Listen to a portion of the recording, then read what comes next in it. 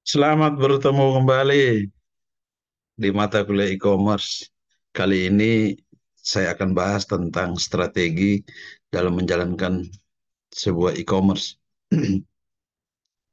Ada dua topik besar yang saya bahas hari ini, yaitu mengapa harus menggunakan e-commerce dan bagaimanakah strategi yang harus dilakukan perusahaan melalui e-commerce.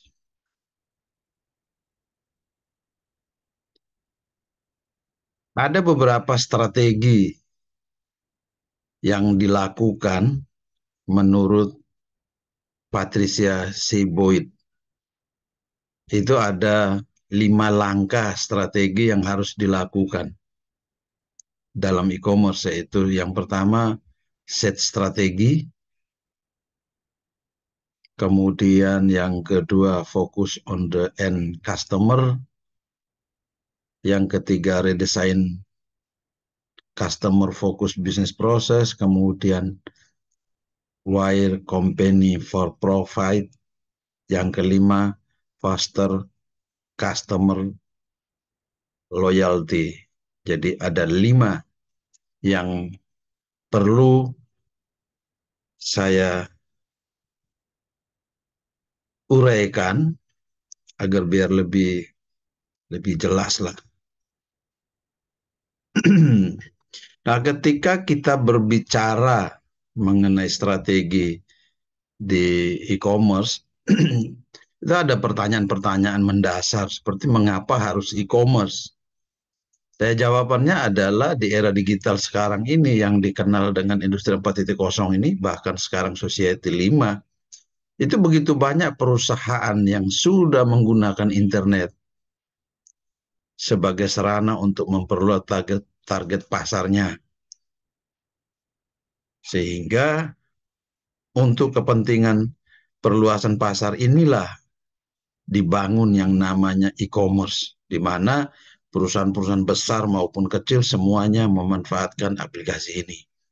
Nah, kemudian ada pertanyaan yang muncul berikutnya, bagaimana strategi yang harus dilakukan perusahaan melalui e-commerce yang dibangun itu?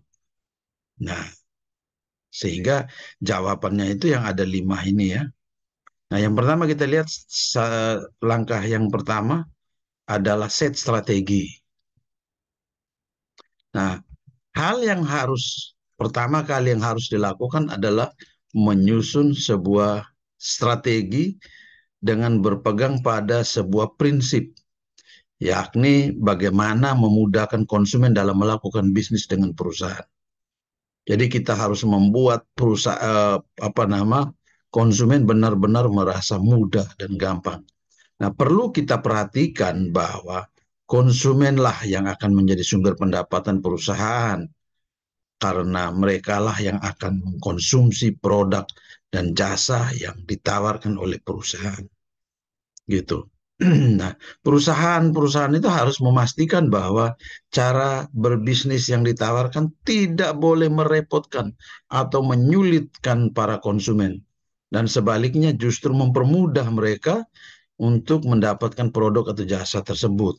Nah, jalan yang paling mudah untuk mulai membangun strategi perdagangan melalui dunia maya yaitu dengan cara berempati, yaitu berpikir seperti layaknya seorang konsumennya. Jadi perusahaan itu memposisikan diri seperti layaknya seorang konsumen. Nah, untuk itu paling tidak ada 5 syarat konsumen harus 5 syarat konsumen yang harus selalu diperhatikan, dipenuhi oleh masing-masing perusahaan. Yang pertama adalah perusahaan harus menerapkan mekanisme perdagangan yang cepat, tidak membuang-buang waktu berharga dari konsumen. Jadi cepat. Kemudian yang kedua, perusahaan memberikan perhatian yang cukup kepada para konsumen yang dilayaninya, terutama mereka yang telah atau pernah melakukan transaksi sebelumnya. Jadi bisa juga dikasih prioritas bagi pelanggan-pelanggan atau konsumen yang sudah pernah dan sudah menjadi pelanggannya. Kemudian menyusun sebuah sistem database untuk para pelanggan tersebut. Nah, ini yang bisa juga berhubungan dengan Customer Relationship Management atau CRM. Jadi ini yang perlu harus diperhatikan. Kemudian yang ketiga adalah proses pemesanan dan pembelian barang harus dilakukan secara mudah dan tidak boleh bertele-tele. Nah, ini yang perlu diperhatikan.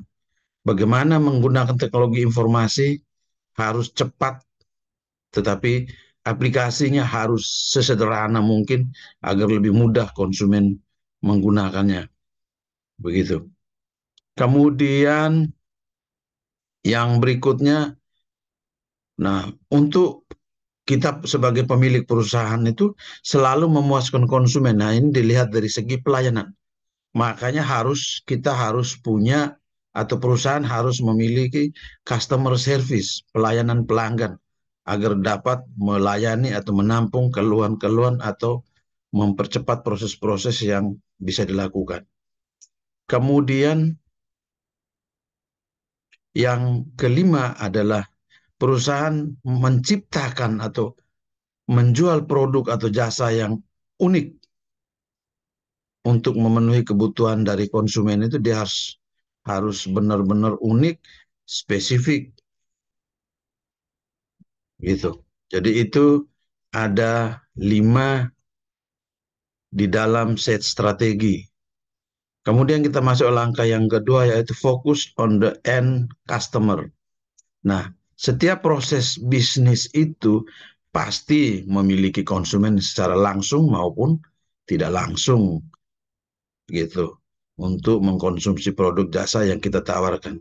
Nah, tahap yang ini penting bagi perusahaan untuk mengkaji dan mendefinisikan siapa sebenarnya konsumen, konsumen langsungnya, end customer dari produk atau jasa yang ditawarkan perusahaan. Nah, untuk itu perlu dilakukan atau menimbang prinsip-prinsip yang perlu diperhatikan. Nah, yang pertama seperti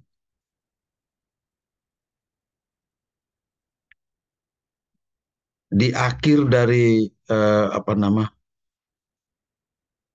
end customer ini sebenarnya bukan para distributor atau reseller yang menggunakan ini, tapi benar-benar harus customer akhir atau konsumen, benar-benar konsumen, sehingga titik distribusi barang tersebut harus sampai ke tangan konsumen dan konsumen harus menyatakan puas.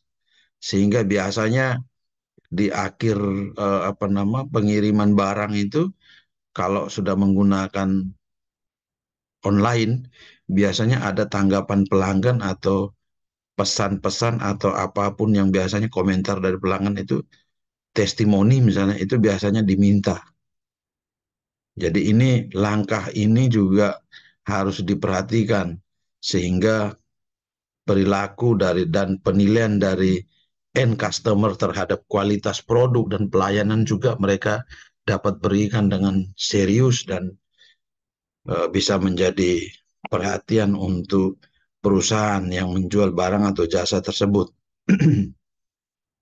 Nah, di dalam dunia maya sendiri itu terjadi fenomena yang disebut terjadi fenomena-fenomena di mana dengan adanya internet itu sudah memungkinkan terjadinya proses perdagangan langsung antara pihak yang menghasilkan produk dengan konsumen akhirnya tanpa harus melalui perusahaan-perusahaan perantara atau biasa dikenal dengan sebutan broker. Nah, hal ini akan menekan biaya. Jadi biaya bisa diturunkan karena berhubungan langsung atau kita sebut di dalam e-commerce itu dengan istilah apa business to customer B2C. Nah, itu. Nah, jika end customer ini menyadari hal ini, maka mereka tentu akan memilih untuk berbisnis langsung dengan perusahaan karena biayanya pasti lebih murah. Kemudian yang berikutnya adalah langkah mengetahui end customer juga dapat dipergunakan untuk memperhatikan basis komunitas konsumen yang terbentuk sehingga perusahaan dapat dengan mudah memfokuskan diri pada segmen-segmen itu. Nah, di samping itu juga dengan mengetahui karakteristik end customer, perusahaan juga dapat melakukan bargaining terhadap distributor atau reseller yang memiliki basis komunitas konsumen yang besar dan baik untuk perusahaan. Jadi seperti itu di langkah kedua ya. Nah, pertimbangan terakhir adalah kenyataan bahwa yang memegang uang untuk membayar produk dan jasa yang ditawarkan adalah end customer. Jadi bukan perantara atau pihak ketiga, sehingga mereka lah yang secara prinsip harus dijaga kepuasan dan loyalitasnya. Itu langkah kedua, berakhirnya di situ. Kemudian kita lihat langkah yang ketiga, redesigning customer focus business process. Nah, ketika konsep bisnis proses diperkenalkan sejalan dengan perkembangan teknologi informasi saat ini, banyak perusahaan yang sudah mulai melakukan rancang ulang, redesigning terhadap proses aktivitas internalnya agar tercapai suatu alur yang efisien. Nah, hanya saja ada kesalahan prinsip yang sering dilakukan, yaitu mereka atau perusahaan itu memulai melakukan proses perancangan dari dalam ke luar, dari dalam perusahaan maksudnya. Padahal tujuan akhir dari perubahan proses bisnis tersebut adalah meningkatkan kepuasan pelanggan yang notabene berada di luar perusahaan. Nah, ini yang kadang-kadang terbalik dilakukan oleh perusahaan. Nah, proses perancangan ulang yang benar itu adalah dengan memulainya dari aktivitas terluar, yaitu menghubungkan perusahaan dengan konsumen akhirnya, dengan selalu beranggapan bahwa customer is a king. Jadi pelanggan adalah raja.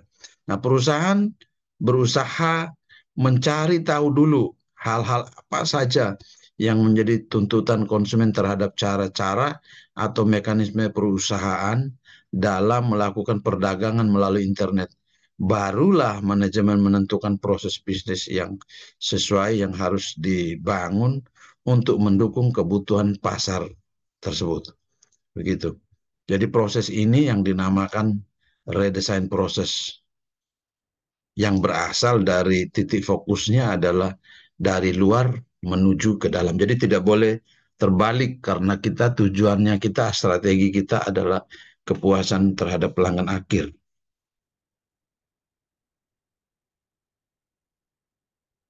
Kemudian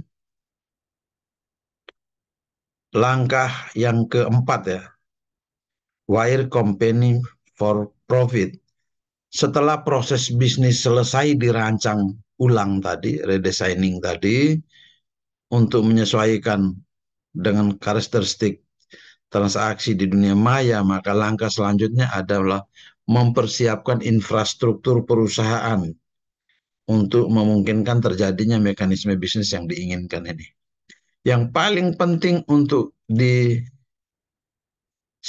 adalah bagaimana mentransformasikan kebutuhan bisnis dengan spesifikasi teknologi yang ada.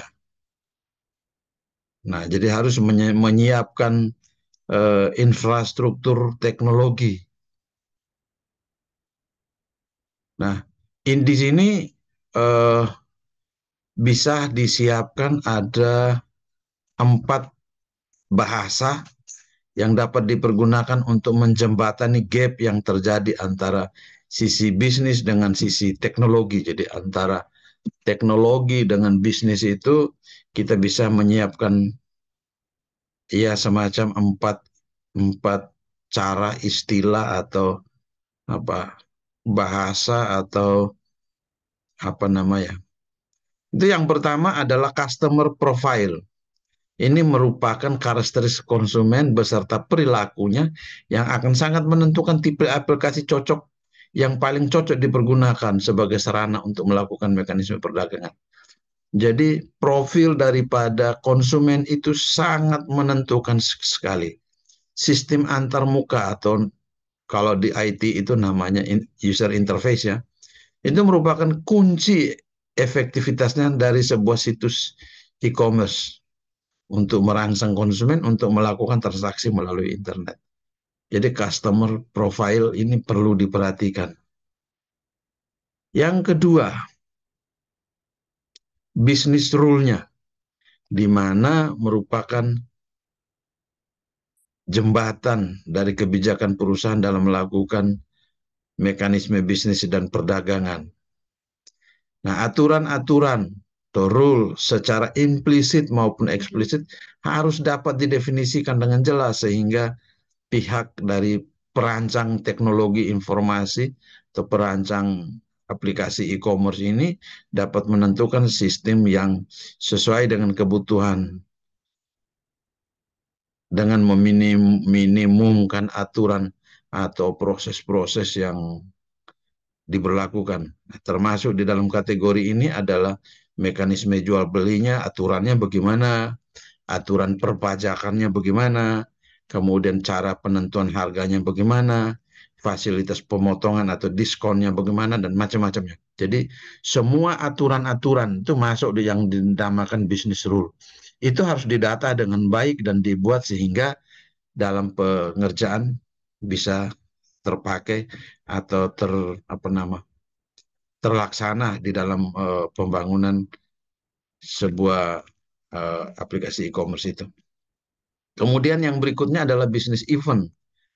Kumpulan dari aktivitas utama yang biasa dilakukan oleh pihak-pihak terkait. Jadi oleh stakeholder misalnya dalam perusahaan maupun rekan bisnis dan konsumen.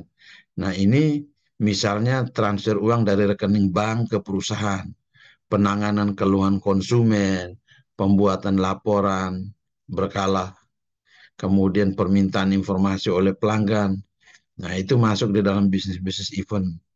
Jadi ini juga harus didata dulu dengan baik.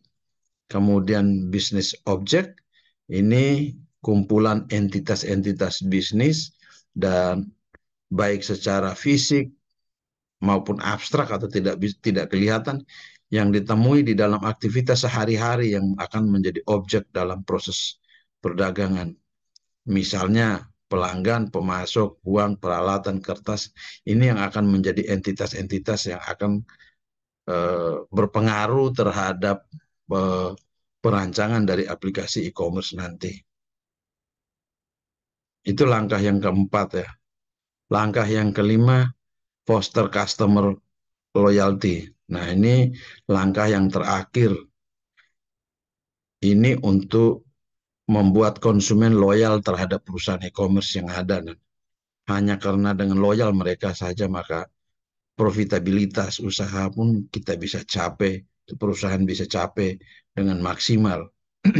Nah, prinsip-prinsip profitabilitas yang dapat dicapai dengan cara memelihara loyalitas konsumen ada beberapa. Base revenue misalnya, itu perusahaan harus memiliki model bisnis atau bisnis model yang menjamin adanya pemasukan bagi perusahaan, paling tidak untuk mempertahankan tetap eksis di internet. Jadi base revenue. Nah, jika sumber pendapatan yang dapat secara konvensional diterima oleh perusahaan sesuai siklus keuangan yang dibutuhkan, maka perusahaan telah berada dalam posisi yang aman. Nah, kalau tidak nanti baru jalan beberapa bulan bisa saja sudah tidak muncul lagi di internet. Kemudian grow. Setelah sumber dasar pendapatan secara aman telah diperoleh, yang di poin 1 tadi base revenue tadi ya, maka perusahaan juga bisa untuk meningkatkan kinerjanya sehingga dapat tumbuh menjadi lebih besar. Nah, cara mudahnya adalah dengan berusaha meningkatkan jumlah konsumen. Jadi peningkatan jumlah konsumen dengan menawarkan produk dan jasa yang sudah ditetapkan atau sudah siap dijual. Kemudian yang ketiga itu eh, bisa juga referral.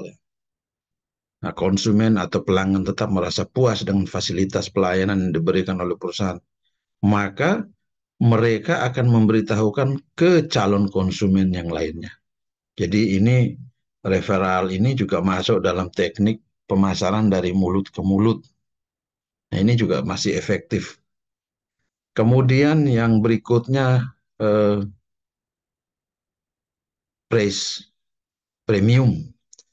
Nah, ini teknik-teknik ini yang dipakai juga untuk meningkatkan pendapatan dengan menerapkan sistem penerapan harga yang berbeda untuk masing-masing konsumen. Nah, jadi ada konsumen yang menginginkan seperti itu. Itu harus kita layani. Jadi biasanya kalau pelanggan tetap, pembelian pertama pasti harga, pembelian kedua dan seterusnya pasti berbeda antar konsumen yang satu dengan konsumen yang lainnya. Jadi itu 5 langkah set strategi ya, strategi yang dapat kita lakukan. Kemudian kita lihat yang berikut lagi ada strategi pengadaan aplikasi. Membeli aplikasi e-commerce yang siap pakai atau membuat aplikasi sendiri sesuai kebutuhan atau membeli komponen-komponen yang kemudian saling dikoneksikan.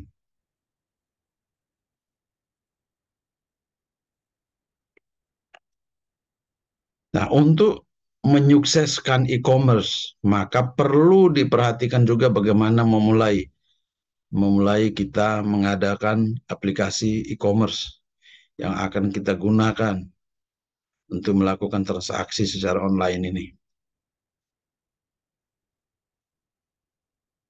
Ada beberapa pilihan, ada 3 ya. Kalau dilihat ini ada 3 pilihan untuk membangun aplikasi e-commerce siap pakai. Yang pertama membeli dengan cara membeli aplikasi e-commerce. Nah, aplikasi atau software e-commerce ini dibedakan atas 2, yakni yang sifatnya statis tidak bisa diubah-ubah dan yang kedua adalah sifatnya adalah dinamis yang bisa diubah-ubah, bisa diedit lah.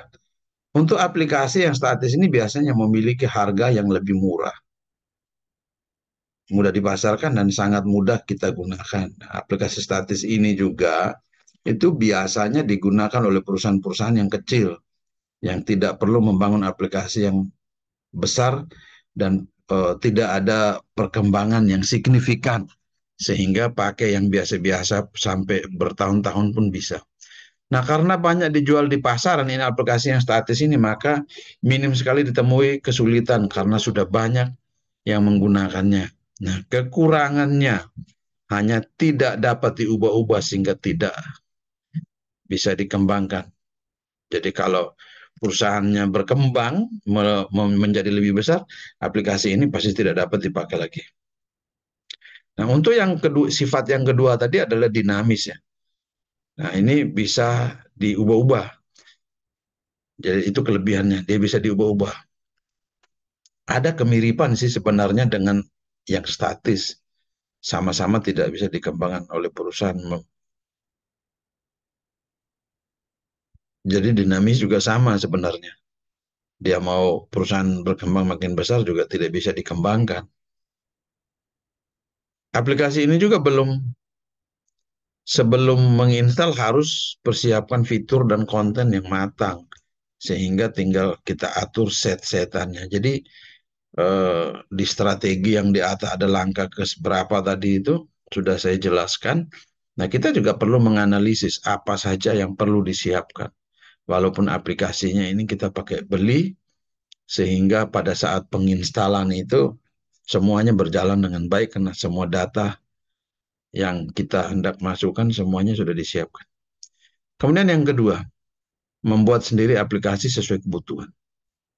Kalau tadi kita beli, sekarang kita buat sendiri. Nah, dengan membuat aplikasi sendiri ini akan memberikan banyak keuntungan karena aplikasi ini dibuat sesuai dengan kebutuhan perusahaan. Nah, ini melalui tahap proses pengambilan data yang teliti ya. Nah, kelebihan yang dari aplikasi yang dibuat sendiri ini tidak ada yang sama dengan perusahaan e-commerce lainnya dan sulit ditiru oleh orang lain karena codingnya dipegang oleh tim perusahaan atau orang yang membuat, programmer yang membuat aplikasi ini. Biasanya aplikasi ini dapat dikembangkan atau ditingkatkan lebih besar atau bisa diubah-ubah sesuai dengan kebutuhan perusahaan apabila perusahaan itu bergerak atau bertumbuh lebih besar. Nah, kekurangan dari aplikasi yang dibuat sendiri adalah ini membutuhkan waktu yang cukup banyak, biaya pasti besar yang harus dianggarkan oleh perusahaan, dan sumber daya manusia atau programmer harus kita punya untuk dikontrakkan untuk tetap berada di dalam perusahaan. Karena untuk maintenance aplikasi dan bisa melakukan perubahan-perubahan apabila perusahaan bergerak maju. Jadi itu kalau kita membuat sendiri aplikasi sesuai kebutuhan. Yang ketiga, membeli komponen-komponen yang kemudian saling dikoneksikan.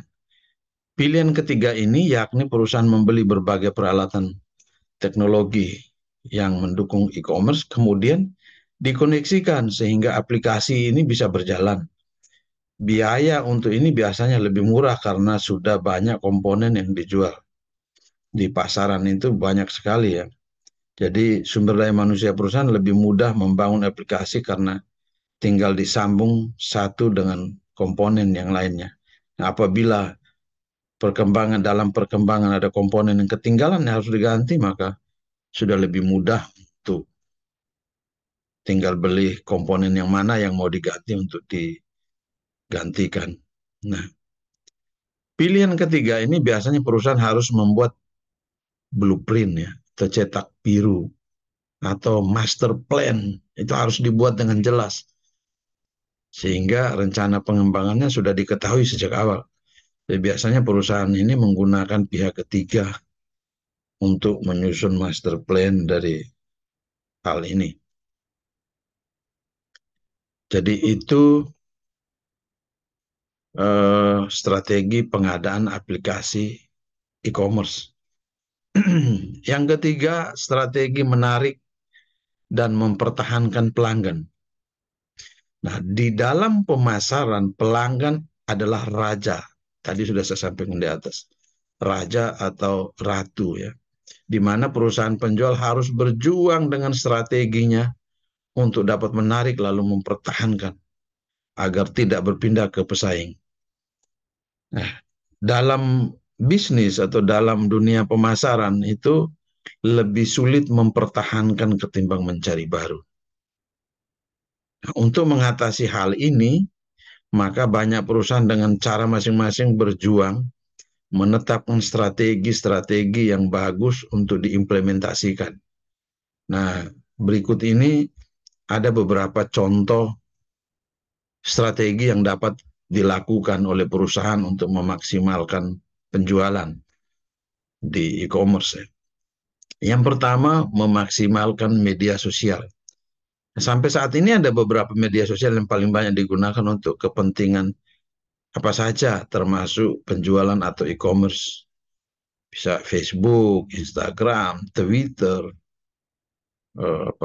WA bisnis, TikTok, masih banyak lagi yang lain. Karena begitu banyak orang menggunakan media sosial ini, maka sangat dimungkinkan hubungan dengan pelanggan bisa terjalin dengan baik melalui media-media ini. Jadi bukan hanya sekedar membuat promo pasaran, tetapi membangun relasi atau jaringan-jaringan melalui media ini untuk perkembangan dan kemajuan bisnis e-commerce. Jadi harus dimaksimalkan media sosial ini dengan baik. Nah, ketika kita memaksimalkan media sosial ini, nah di sana kita juga menemukan ada yang bisa kita lakukan dengan cara yang berbayar atau ada yang kita lakukan dengan cara organik. Organik itu adalah cara eh, tanpa bayar atau gratis. Ya kalau gratis ya harus berjuang maksimal. Jadi hal ini kan pernah saya jelaskan di beberapa minggu yang lalu, atau beberapa bulan yang lalu sudah saya jelaskan mengenai digital marketing di media sosial. Kemudian yang kedua, mendetilkan dan mendeskripsikan produk dengan baik. Nah, jadi eh, perusahaan itu harus mendekati aspek psikologisnya. Karena ini sesuai dengan cara berpikir seseorang bahwa ketika orang memutuskan sesuatu, ya, memutuskan untuk melakukan proses pembelian, itu sebenarnya salah satu aspek yang membuat dia memutuskan itu adalah psikologis. Jadi bukan hanya cara berpikir logikanya saja, tapi psikologisnya yang menentukan. Nah, saat ini kita ambil contoh banyak toko online yang hanya memampangkan gambar produk sama sekali, tidak ada deskripsi. Bagaimana konsumen mau tahu tentang produk-produk ini kalau tidak ada deskripsi? Apa namanya?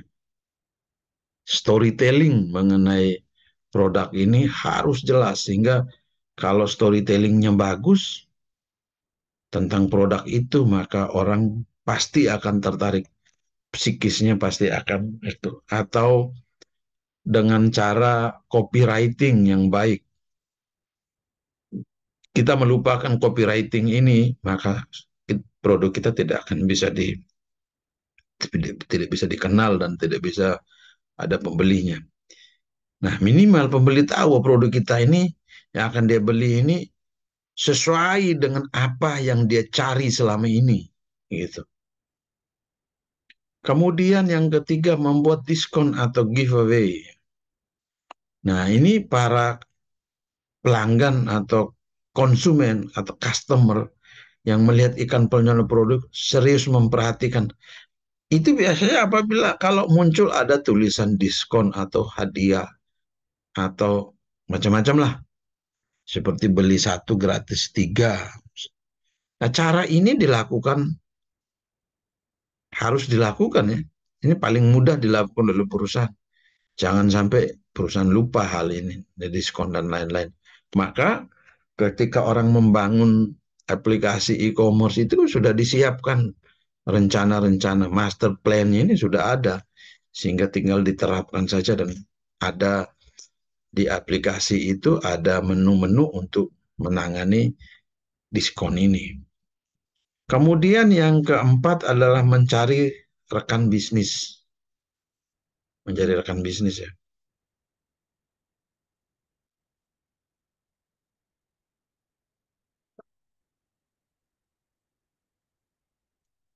Nah, ini dilakukan dengan cara mencari rekan bisnis yang dapat membantu.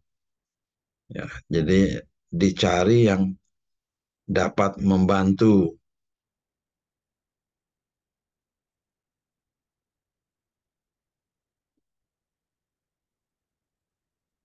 Maaf, saya lupa pindahkan tadi. Mencari rekan bisnis ya. Oke. Mencari rekan bisnis yang dapat membantu perusahaan. Nah, bentuk strategi ini juga biasa dilakukan oleh dua perusahaan yang bekerja sama untuk melakukan promosi produknya. Biasanya orang tidak menyadari, ya, seperti perusahaan rekan bisnis dari kupon atau voucher sehingga dia buat dalam bentuk voucher-voucher seperti itu dengan rekan bisnisnya yang bekerja sama diberikan untuk pembelian terhadap sebuah produk tertentu. Misalnya beli produk di sini dapat kupon untuk produk yang lain. Nah, itu bisa misalnya belanja di blibli.com maka akan dapat hadiah barang berupa produk tertentu, misalnya blender dan lain-lain. Blender itu punyanya orang lain. Nah, itu rekan-rekan bisnis. Jadi para pebisnis itu saling bekerja sama, bukan saling menganggap sebagai lawan atau pesaing, sehingga bisa berjalan dengan baik. Yang kelima, pembayaran yang lebih mudah ya. Nah, strategi ini dilakukan dengan memberi kemudahan cara pembayaran yang sifatnya online seperti PayPal, m-banking, ya, pakai OVO, pakai e-wallet dan lain-lain. Dan ini harus dipantau terus oleh perusahaan agar tidak terjadi penyalahgunaan. Karena ini berurusan dengan uangnya. Yang keenam, adanya konten atau halaman tentang jaminan. Ini sangat penting sekali ini. Nah, strategi ini untuk meyakinkan pembeli tentang jaminan terhadap proses atau produk yang dibeli sehingga konsumen tidak ragu-ragu lagi untuk memutuskan membeli di aplikasi e-commerce yang kita buat itu. Jadi harus ada itu ya. Yang ketujuh, berikan pengalaman belanja terbaik atau apa ya? Biasanya disiapkan kolom testimoni. Nah, itu sangat-sangat berpengaruh ya. Sehingga apalagi kalau kita memberi diisi oleh pelanggan-pelanggan tetap yang sudah senang dengan eh, produk kita. Jadi mereka akan menulis pengalaman-pengalaman terbaik ketika mereka membeli produk kita, ini akan berpengaruhnya sangat besar sekali. Seperti itu. Nah, untuk pengalaman pelanggan ini, pengalaman belanja pelanggan untuk ini, ini juga sebenarnya ada tips-tips yang menarik ya untuk mengoptimalkan itu. Misalnya desain webnya sederhana dengan navigasi yang lebih mudah sehingga eh, pelanggan-pelanggan itu merasa senang. Kemudian bisa kita siapkan atau perusahaan menyiapkan produk-produk unggulan. Harus ada seperti kalau kita makan di warung kan selalu bingung menu, ditanya di sini menu khas itu apa? Itu biasanya ditanyakan gitu supaya lebih mudah. Gunakan gambar, kasih deskripsi ulasan produk yang menarik. Jangan asal-asalan. Jadi seperti tadi saya bilang storytelling atau apa nama eh, yang lainnya ya. Itu harus ditulis dengan benar sehingga membawa dampak yang lebih baik. Berikan pelayanan yang maksimal lah untuk mendapatkan hasil yang lebih baik. Karena apa? Karena kalau pelayanan yang baik itu biasanya yang luar biasa baiknya, sangat baik. Itu pelayanan itu biasanya bernilai juga dikonversi ke uang juga lebih tinggi. Jadi orang kadang-kadang membeli karena sebuah pelayanan yang baik. Yang kedelapan, memberikan poin untuk ditukar kembali. Nah, ini yang sudah sering dilakukan ya. Jadi kalau kita menggunakan e-commerce, kita membuat e-commerce untuk daya tariknya itu, mereka harus mengumpulkan poin. Nah, ini seperti di Shopee, Tokopedia juga demikian ada kok poin-poin. Jadi kita harus persiapkan untuk jalur yang ini juga. Ini strategi harus dijalankan. Jadi eh, demikian strategi menarik untuk mempertahankan para pelanggan. Ini ada 8 strategi ini. Kemudian kita lihat yang berikutnya adalah strategi yang lain yaitu strategi Search Engine Optimization atau SEO. Nah, strategi ini sangat penting digunakan setelah perusahaan memiliki sebuah website. Sudah punya dulu. Nah, secara sederhana begini, untuk mengoptimalkan website e-commerce yang kita bangun, supaya ketika kita buka di Google itu dia selalu berada, hasil pencarian itu selalu berada di halaman yang pertama. Nah, ini kita gunakan ini. Jadi dia selalu berada di peringkat yang paling atas. Kalau tidak, ya kita tidak tahu dia peringkat ada di halaman yang ke 1000, 100, dan seterusnya. Nah, ini untuk mendapatkan traffic ini harus menguasai aturan-aturan pencarian seperti Google, ya, yang ada di Google. Harus memahami bagaimana cara kerja SEO, algoritma Google, indikator dari SEO itu seperti apa. Nah, strategi untuk membuat search engine optimization ini yang pertama adalah mengoptimalkan faktor-faktor pendukungnya. Nah, ini dianalisis dulu setelah setelah menganalisis,